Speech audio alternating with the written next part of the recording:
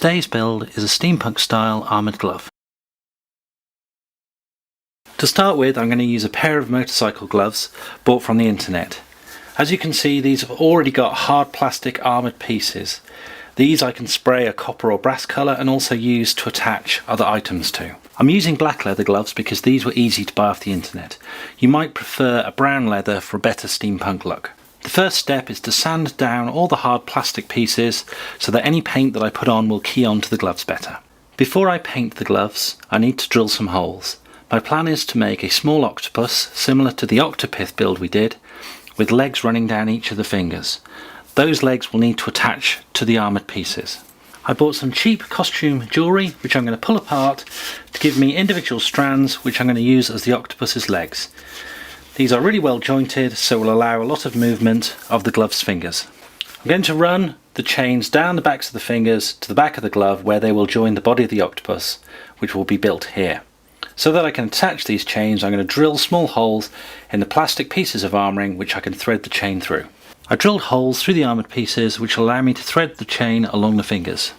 I'm going to build the body of the octopus using these car air fresheners because the fluid inside looks like an oil reservoir.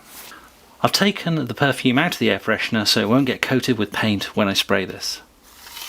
I've also added a small rectangle of plastic to the bottom. On top of this I'm going to build the head of the octopus using epoxy putty. When I build the head of the octopus I need to make sure I leave small holes where I can attach the chains to go around the wrists and fingers. I'm going to build the head out of epoxy putty because this will allow me to form it in a similar way to clay but will be much stronger. Before I mount the octopus, all of the armoured pieces are going to be painted a copper colour. I used a brush to apply the copper paint rather than spraying it because it would have taken a long time to mask off all the sections. I've painted a dark brown wash over the top of the copper to darken it up.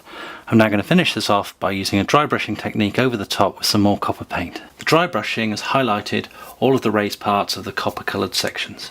I've moulded the head of the octopus out of epoxy putty, leaving small indentations where the chains that represent the octopus's legs are going to be attached. I now need to spray the octopus head and body parts. I've painted the head and body of the octopus and reassembled it.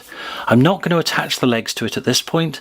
First I'm going to thread them through all the holes in the gloves because this will be much easier to do before they're glued in place. I've threaded the chains from the tips of the fingers through all the holes that I drilled in the armoured sections to the back of the wrist.